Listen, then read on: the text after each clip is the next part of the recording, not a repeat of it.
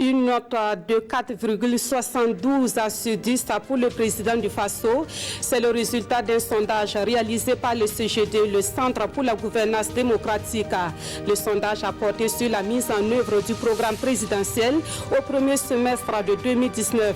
Il fait ressortir une crise de confiance entre gouvernants et gouvernés.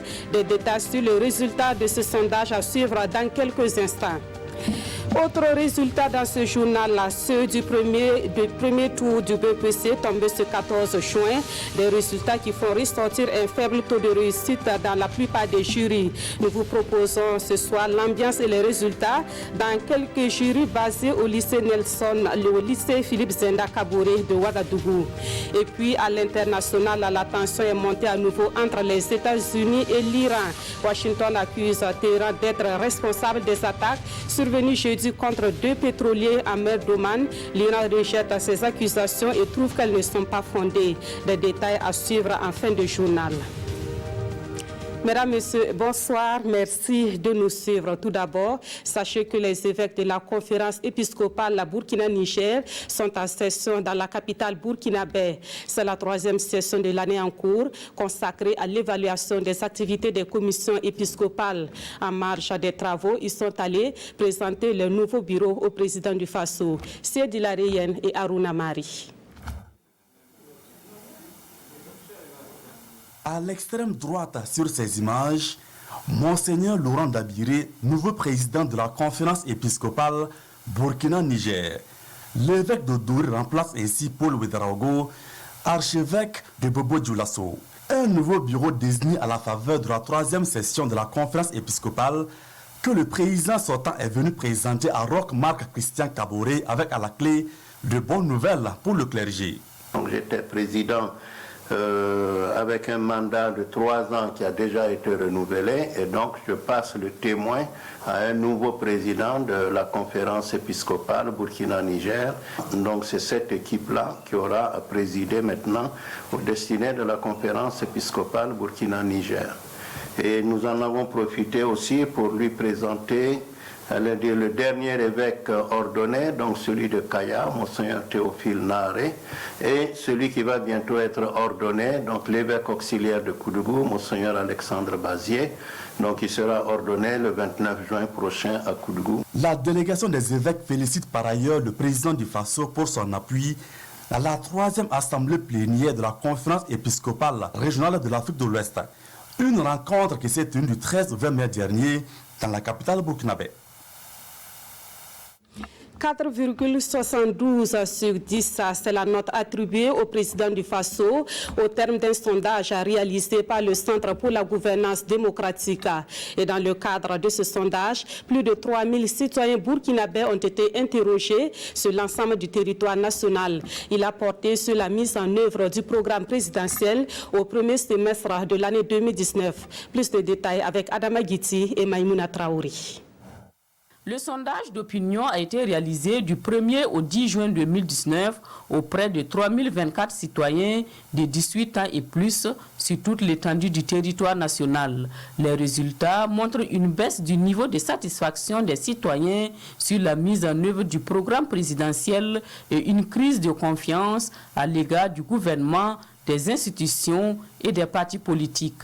66% ne sont pas satisfaits de l'action du président du Faso depuis son accession au pouvoir. Sa note, 4,72 sur 10 contre 5,08 sur 10 en juin 2018. L'insécurité, c'est un facteur explicatif. Avec tout son corollaire d'exode rural, des crises humanitaires généralisées, avec tous les corollaires de la désagrégation même du tissu social, les questions de réconciliation nationale, tout cela pourrait expliquer. Quand on prend par exemple la justice, le niveau de confiance est de 30%. Quand on prend le gouvernement, les citoyens ont de moins en moins confiance en leur gouvernement, seulement 30%. Alors que c'est ce même gouvernement qui est censé mettre en œuvre le programme du président. Et quand on prend également le Parlement, c'est pareil, même la CENI, les citoyens ont de moins en moins confiance. On est passé de 52% de niveau de confiance en la CENI en 2017 à seulement 42% aujourd'hui. Il en est de même que des partis politiques Les citoyens n'ont pas confiance à leur parti politique. 73% des citoyens n'ont pas confiance aux partis politiques, que ce soit de l'opposition ou de la majorité. La mise en œuvre de la remise à plat des rémunérations des agents publics de l'État, la persistance de la corruption, le chômage, la dégradation des conditions de vie des travailleurs, l'existence des écoles sous paillotes sont autant d'éléments qui expliquent aussi l'insatisfaction des sondés. Mais il n'y a pas que de l'insatisfaction, certaines actions du gouvernement sont bien appréciées. Certains nous ont par exemple relevé des éléments de satisfaction tels que par exemple les infrastructures, la politique de gratuité des soins avec toutes les critiques qu'on fait a été cité comme un élément de satisfaction. Dans le domaine de l'éducation, les infrastructures scolaires ont été également citées. Les principales priorités du moment sont par ordre la sécurité, la santé et l'éducation. Les citoyens se sont aussi exprimés sur le retour de l'ancien chef de l'État, Blaise Compaoré. 67% sont pour son retour pour diverses raisons. Selon le Centre pour la gouvernance démocratique, le sondage d'opinion est réalisé dans l'objectif de contribuer à consolider la culture démocratique. Il ne s'agit pas de dire qu'il faut gouverner par les sondages, mais en tenir compte. Parce que c'est ça aussi le suivi citoyen et c'est un élément, c'est un principe justement de la bonne gouvernance et de l'amélioration de notre démocratie. Le secrétaire permanent du Programme national de développement économique et social a salué le travail abattu et apporté des éléments d'information sur certaines actions et réalisations du gouvernement. Le ministre des Affaires étrangères et de la coopération visite la résidence et l'ambassade du Burkina Faso à Abuja au Nigeria. Ces deux locaux viennent d'être rénovés et c'est la concrétisation d'une promesse du président du Faso lors de sa dernière visite à Abuja. Le ministre Alpha Bari a pu constater la qualité du travail réalisé. Nous voyons cela avec notre envoyé spécial, Draman Guéné. Résidence de l'ambassadeur du Burkina à Abuja. Elle reçoit la visite du chef de la diplomatie burkinabé pour apprécier les travaux de rénovation ordonnés par le président du Faso, Roch-Marc Christian Kaboré, lors de son passage ici au Nigeria. De la toiture jusqu'à la peinture, en passant par les pavés et la clôture, tout a été refait. Construit en 1999, c'est seulement cette année que l'immeuble reçoit son premier coup de fraîcheur. Bien entendu, il y a des inspections qui passent de temps en temps dans les ambassades, mais il était important que moi aussi je puisse venir voir ce qui a été fait, donc des instructions du chef de l'État, des financements qui ont été mis en place pour pouvoir rendre compte donc, au président du Faso que donc, ce qu'il a décidé, ça a été mis en œuvre. Et je me réjouis de voir que donc, les travaux se sont bien déroulés. Et je félicite l'ambassadeur, je félicite également son équipe. L'ambassade aussi est une propriété du Burkina construite ici à Abuja. Elle a également bénéficié des mêmes retouches afin de répondre aux normes sécuritaires. Il s'agissait de faire de sorte que les infiltrations qu'il y avait au niveau de la résidence et de la chancellerie, on mette fin à ça parce que ça menaçait dangereusement la vie des infrastructures. Ce qui a été fait, les toits, on a refait entièrement les toits, on a refait les peintures, on a changé les climatiseurs, notamment au niveau de la résidence. Mais en ce qui concerne la chancellerie, on a également changé le groupe électrogène, on a des groupes électrogènes tout à fait neufs. Donc nous sommes actuellement à l'aise pour travailler dans des conditions en tout cas optimales. Le Burkina a été le tout premier pays à construire la résidence de son ambassadeur ici à Abuja, suivi de l'ambassade elle-même. Actualité ici au Burkina Faso avec les nouvelles du jour du procès du putsch de 2015 au tribunal militaire de Ouagadougou. Les plaidoiries se sont poursuivies ce vendredi. Des réquisitoires ont été formulés contre certains accusés. Nous faisons le point complet dans ce compte rendu de Zoubavier David Dabiri. Dans l'affaire jugée, il faut apprécier le niveau de responsabilité de chacun et ce, pour une bonne administration de la justice. C'est en substance par ce propos que Maître Lassane Pierre Yanogo débute sa plaidoirie ce matin au tribunal militaire de Ouagadougou. Selon l'auxiliaire de justice, il existe 3 types d'officiers poursuivis dans cette affaire. Le premier concerne des officiers comme le colonel Omer Batiouno et le capitaine Gaston Ouedraogo, contre qui il n'existe pratiquement pas de charge. Le deuxième type est constitué d'officiers ayant commis des actes répréhensibles durant les événements, mais dont l'attitude à la barre est à saluer. Et selon Maître Yanogo, sont de ces officiers le colonel-major Bourema Kéré, le commandant Abdoulaziz Korogo, le médecin-colonel Mamadou Bamba et le capitaine Hussein Zoumbri, et enfin, l'avocat liste ceux qui ont joué un rôle de premier plan, mais qui n'ont eu aucun remords au cours de l'audience. Il s'agit selon lui du capitaine Abdoulaye Dao, du colonel Abdoul Karim Traoré et du lieutenant Bourema Zagri. Ces officiers, selon l'avocat, avaient un but précis lors des événements du 16 septembre 2015 et jours suivants, celui de tuer les espoirs naissants d'une société démocratique et restaurer l'ordre politique ancien avec les armes. À la suite de Maître Yanogo, le même réquisitoire est développé par Maître Guy Hervé Kam à travers une plaidoirie qui a ému l'assistance. Pour l'avocat, contrairement aux allégations, ce procès n'est pas politique, c'est le procès d'un coup d'État perpétré par des militaires entrés en rébellion contre le peuple burkinabé. Soutenus dans leur folie meurtrière par des politiciens sans scrupules, poursuit Maître Kam, ils ont retourné les armes contre le peuple, ils ont trahi le peuple. Et face à la détermination des populations, ils ont opté pour la stratégie consistant à, je cite, tuer les uns pour décourager les autres. Et quand l'avocat procède au rappel des circonstances de la mort des victimes du putsch, l'assistance est gagnée par l'émotion. Avant de clore son propos, Maître Kam invite les membres du tribunal à se départir de la notion de réconciliation nationale qu'il qualifie de deal illicite et immoral prôné par les hommes politiques. Demander à la justice de s'ériger en médiateur, c'est tuer la justice, a-t-il clamé, avant d'ajouter « Messieurs les juges, votre jugement doit être basé sur les faits, les preuves fournies, les déclarations et surtout votre intime conviction. » C'est la fin des plaidoiries des avocats des parties civiles. L'audience reprend le lundi 17 juin 2019 à 9h au tribunal militaire de Ouagadougou avec le début des réquisitions du parquet militaire. En bref, sachez que le congrès extraordinaire annoncé du CDP, le congrès pour la démocratie et le progrès, n'aura finalement pas lieu ce dimanche. Le tribunal de grande instance de Ouagadougou, dans une décision rendue ce vendredi, suspend la rencontre. Le tribunal invite le CDP à se conformer à ses propres statuts, notamment à son article 32 qui limite les membres du bureau politique national à 600.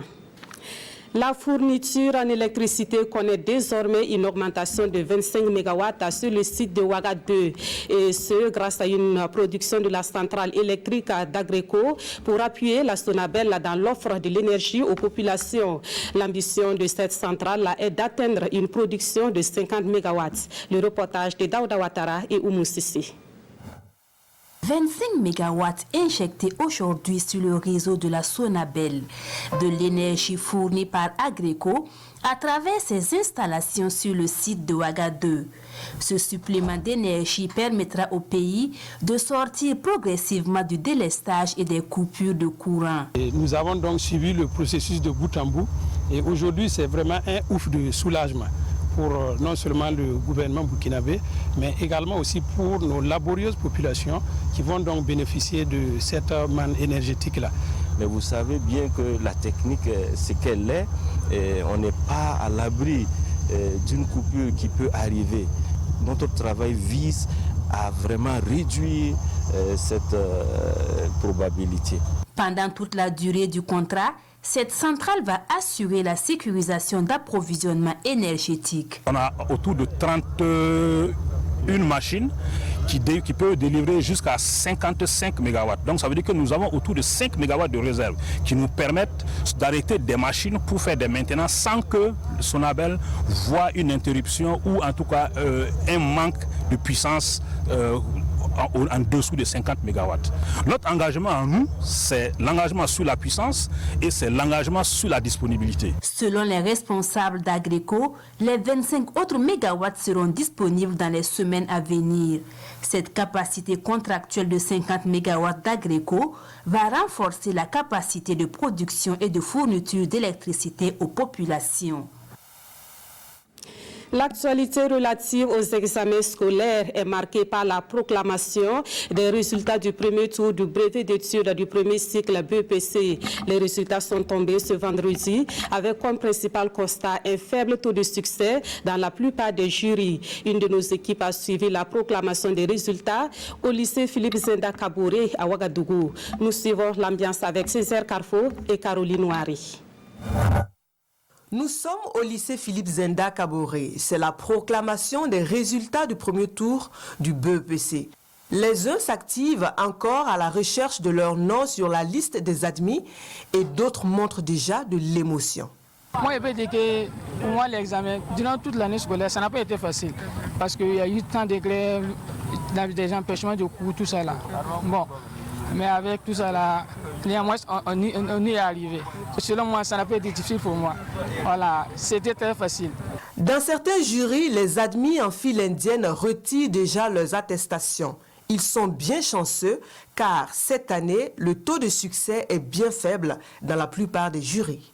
Par rapport aux résultats qui viennent de tomber, en tout cas, une vue d'ensemble montre que ces résultats sont vraiment mauvais. Au jury 3, nous avons enregistré au départ 394 candidats, dont 17 absents. Et les résultats nous donnent 93 admis, soit un taux de succès de 24,67%. Ce taux d'échec peut s'expliquer à plusieurs niveaux. Voilà, tous les acteurs ont leur part de responsabilité. Et si nous revenons au sujet, les épreuves qui ont été administrées cette année, vraiment c'est des sujets un peu faciles. La composition du second tour débute lundi prochain, dans 3 jours. Le dernier rendez-vous des admissibles pour décrocher le brevet convoité. Et puisqu'on parle d'éducation, sachez que le président du Faso procédera demain 15 juin à Sandogo, dans la province du Kourouégo, au lancement des travaux de construction de 100 complexes scolaires. À travers cette réalisation, le gouvernement entend donner un coup d'accélérateur au secteur de l'éducation en offrant aux élèves et à leurs enseignants des cadres adéquats et propices à l'apprentissage. Les acteurs du secteur des postes du continent africain sont en concertation à Ouagadougou.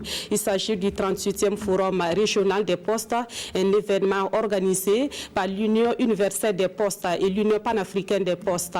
Les experts qui prennent part à ce forum devront formuler des recommandations à même de relever les défis dans le secteur postal africain. Salifou Belem, Estelle Judith Assogba. Le 38e Forum régional des postes d'Afrique réunit ici à Ouagadougou tous les pays du continent africain. C'est une rencontre d'un enjeu capital pour ces acteurs du secteur des postes. L'objectif, c'est de discuter de la future feuille de route qui sera celle du cycle d'Abidjan, puisque le congrès postal universel aura lieu en République de Côte d'Ivoire, à Abidjan, en août 2020. Donc c'est là où le monde entier se mettra d'accord sur la feuille de route. Et maintenant, nous discutons avec nos amis africains, avec 54 pays. C'est une grosse majorité des membres de l'Union postale universelle. Et c'est important qu'il y ait une forte coloration africaine dans ces débats. Une rencontre préparatoire du congrès d'Abidjan qui va permettre d'adopter la future stratégie 2021-2024 de l'Union postale universelle. Les 54 pays africains qui prennent part au forum sont interpellés à plus d'un titre. Il est important que, acteurs africains que nous sommes, nous puissions définir nos stratégies et ne pas laisser que les autres, comme cela a toujours été, nous imposer des stratégies qui ne correspondent pas à nos besoins, qui ne correspondent pas aux besoins de nos populations. À Ouagadougou, ces acteurs et experts sont invités à faire des propositions pertinentes à même de relever les défis présents et futurs du secteur postal. En attendant de connaître le pays hôte du 39e Forum, tous s'engagent à fournir une future stratégie d'Abidjan 2021-2024 dont l'objectif sera de faire en sorte que le secteur postal contribue efficacement au développement de l'économie mondiale. Autre point de l'actualité, le ministère de l'Environnement, de l'Économie verte et du changement climatique a commémoré en différé ce 14 juin à Tinkodougou la journée mondiale de l'environnement. Une commémoration placée sous le signe de la lutte contre la pollution de l'air. La question préoccupe le gouvernement qui s'engage à renforcer la lutte pour la préservation des richesses fauniques et forestières contre la pollution. Désiré Ilboudo, Mahamadzi Ouedraogo. Ces acteurs commémorent la Journée mondiale de l'environnement au Burkina Faso. La cérémonie met en valeur les actions de chaque citoyen et incite à prendre des initiatives en faveur de la protection et de la préservation de l'environnement. Les échanges portent sur la lutte contre la pollution de l'air. Qui dit l'air, dit la vie humaine. Donc aujourd'hui, le constat est amer en ce qui concerne l'air que nous respirons. Beaucoup de facteurs militent en défaveur de l'air que nous respirons. Par conséquent, c'est une interpellation à l'ensemble des États de mener des actions dans le sens, bien sûr, de permettre aux populations de respirer vraiment de l'air sain pour pouvoir leur permettre de pouvoir vivre en bonne santé. Les autorités du Centre-Est et leurs partenaires prennent l'engagement de consolider les acquis du gouvernement dans la sauvegarde de l'économie verte. Pour le ministre en charge de l'environnement, des actions sont en cours pour préserver les ressources forestières et fauniques au Burkina Faso, notamment dans la zone de l'Est. Depuis un certain temps, au regard de la crise sécuritaire, vous savez que l'ensemble de nos richesses, aussi bien forestières que fauniques, se trouve à l'Est. Aujourd'hui, cette crise n'a pas permis aujourd'hui aux forces forestières d'être sur place. Au regard de cette situation, nous avons validé à Tinkodougou ici le 7 juin un plan d'urgence de protection et de surveillance de l'ensemble des aires classées à l'Est. La mise en œuvre, bien sûr, de ce plan doit permettre aux forces forestières de retrouver, bien sûr, les concessions afin, bien sûr, de protéger, bien sûr, ces ressources. Remise de matériel à des associations qui nettoient les artères de la ville de Tinkodougou et le lancement officiel de l'opération de salubrité sont d'autres activités de cette commémoration. Le Fonds vert pour le climat est très attendu pour plus d'actions de lutte contre les changements climatiques. Ce fonds représente l'ensemble des financements des Nations Unies visant à aider les pays en voie de développement à mieux s'adapter aux changements climatiques. Des organisations de la société civile se sont réunies le 12 juin dernier à Ouagadougou pour s'informer sur le Fonds vert pour le climat. Roger Kam, Ismaël Dilouma, Sirima. Une rencontre d'information sur la possibilité de bénéficier du Fonds vert pour le climat. Les organisations non gouvernementales, les associations et autres organisations de la société civile burkinabé sont invitées à aller à la conquête de ces fonds. Et à cette réunion, il est question de ce qu'il faut savoir au préalable pour accéder à ces fonds. Les principes du fonds sont de deux ordres. Il faut pouvoir disponibiliser au niveau du secrétariat des projets qui soient bancables, mais aussi il faut pouvoir également accéder aux plus premiers pour pouvoir bénéficier des ressources du fonds. C'est pourquoi cet atelier est comme une forme de coaching des organisations de la société civile burkinabé. L'idée est de les amener à développer des initiatives allant dans le sens de la protection de l'environnement, ainsi que dans l'adaptation au changement climatique. Nos attentes à la fin, c'est vraiment que les acteurs de la société civile puissent s'approprier les mécanismes du fonds, qu'ils puissent voir comment y aller, comment se préparer, quelles sont les synergies, les consortia qu'ils peuvent créer et mettre en place afin que des retombées puissent revenir au niveau de notre pays et changer au quotidien les actions que les populations mènent favorablement au niveau de la lutte contre les changements climatiques. À noter que le Fonds vert pour le climat est l'un des fruits de l'accord de Paris sur le climat signé en 2015. Il vise à aider les pays en développement à mieux faire face aux changements climatiques. Cap à présent sur Abidjan, la capitale économique ivoirienne qui a abrité cette année la 6e édition du Forum Africalia. À l'heure où nous vous parlons, les rideaux sont tombés sur cet événement marqué par des rendez-vous B2B et autres rencontres. Organisateurs, acteurs du commerce et autorités dressent un bilan à chaud de Africalia 2019. Les détails avec nos reporters à Abidjan, Idriss Tawarga et Tanga Kafandou. Entre conférences, rendez-vous B2B, dîner gala, visite de stand et autres rendez-vous informels, les participants à ce forum Africalia ont eu l'opportunité de présenter leurs activités, nouer des partenariats commerciaux, élargir leur carnet d'adresses en seulement 48 heures. Cette édition m'a permis d'avoir de nouveaux contacts. J'ai même noué un partenariat avec un homme d'affaires de Côte d'Ivoire. Je suis vraiment très satisfaite parce que ce pourquoi je venais, je peux dire que les objectifs sont déjà atteints parce que déjà les B2B que j'ai déjà eus ont été vraiment satisfaisants. Bilan également satisfaisant du côté de la Chambre de commerce et d'industrie du Burkina qui co-organise l'événement. En venant à Abidjan, c'était dans l'esprit du partage et on espérait 500, 600 maximum et aujourd'hui on est à près de 700 chefs d'entreprise présents, c'est un record. Deuxièmement, nous sommes déjà en négociation très avancée avec le Sénégal sur le cahier des charges car en juin prochain, Africalia va revenir au Burkina et nous espérons en 2021 l'exporter encore au Sénégal. Pour le ministre du Commerce, de l'Industrie et de l'Artisanat, Africalia, à l'instar du FESPACO et du CIAO, est devenue une image de marque du Burkina Faso au-delà des affaires. Vous l'avez bien regardé quand on est en train de rayonner ici. C'est très important pour le développement économique. C'est très important pour faire connaître le pays. Parce qu'aujourd'hui, si on n'est pas capable de mettre un nom sur la carte d'un pays, si on n'est pas capable d'avoir de repères, on n'y va pas. Aujourd'hui, le Burkina, quand vous tapez, c'est la capitale du cinéma, c'est déjà un bon repère. Le FESPACO, c'est le CIAO, c'est déjà un bon repère. Africalia, aujourd'hui, donne un repère supplémentaire pour qu'on sache où se trouve le Burkina Faso et qu'est-ce qu'on sait faire là. En attendant la cérémonie de clôture ce soir, les participants s'affairent sur les derniers rendez-vous B2B et les dernières rencontres informelles ici à l'Hôtel Ivoire. Et ici à Ouagadougou, le fonds d'appui au secteur informel fait le bilan de ses actions et dégage les perspectives pour l'année en cours.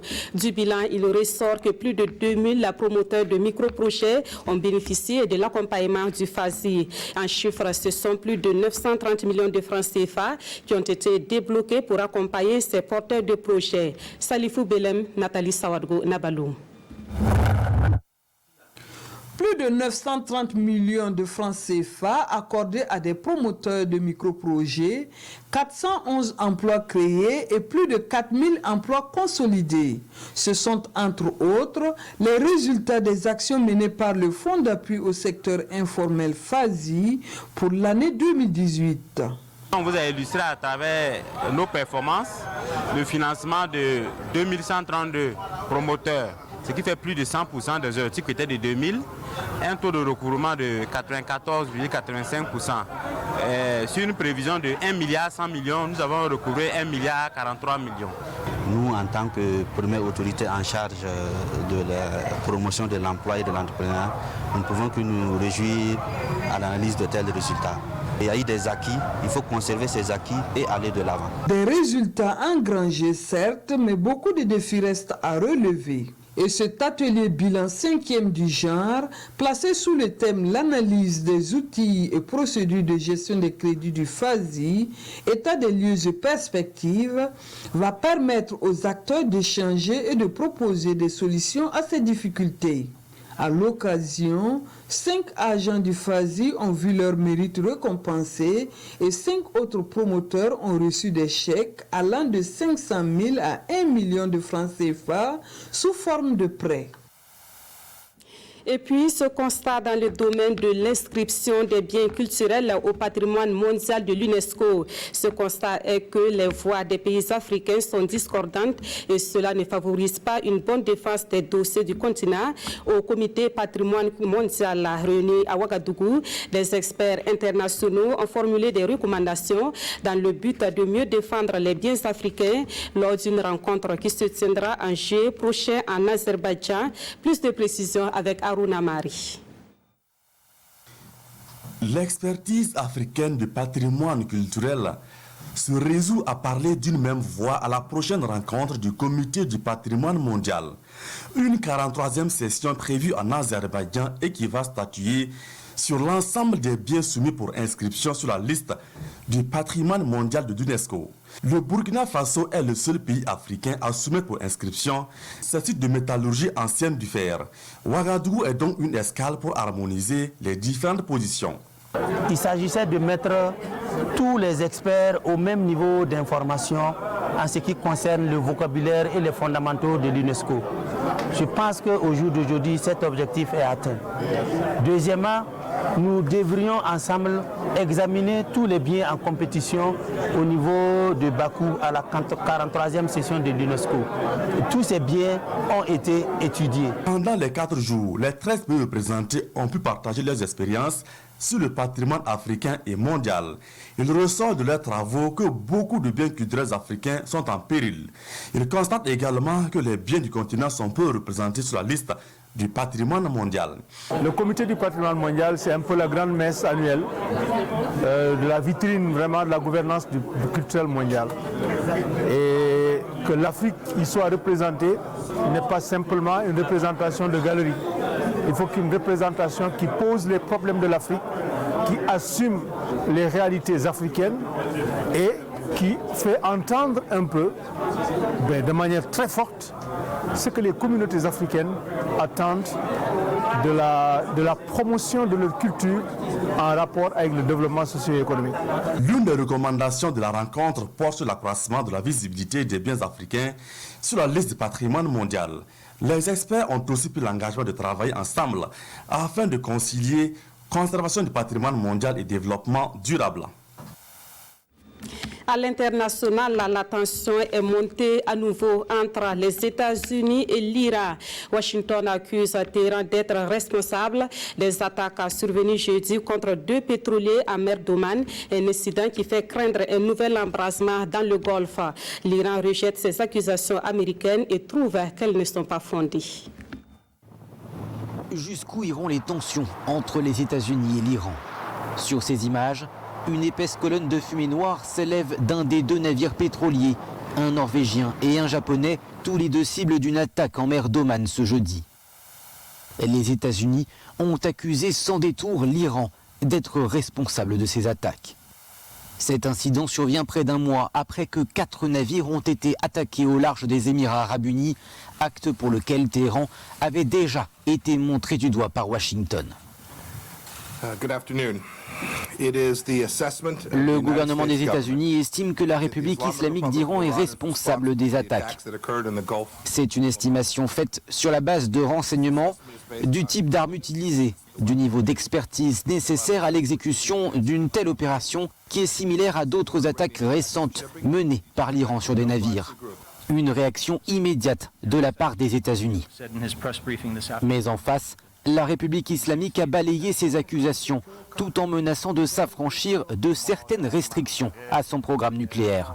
Rien ne semble faire baisser la température, donc pas même la tentative de médiation entre les 2 pays par le Premier ministre japonais Shinzo Abe qui était à Téhéran jeudi. Le président Trump l'a remercié dans un tweet, mais a prévenu que les 2 parties étaient encore très loin d'un accord. Les Nations Unies, de leur côté, ont mis en garde devant le risque de conflits majeurs dans le Golfe. Une montée des tensions dans un contexte déjà brûlant entre les 2 pays après la décision de Donald Trump de se retirer de l'accord qui limite le programme nucléaire iranien. Depuis, Washington n'a cessé de durcir les sanctions économiques et diplomatiques contre Téhéran.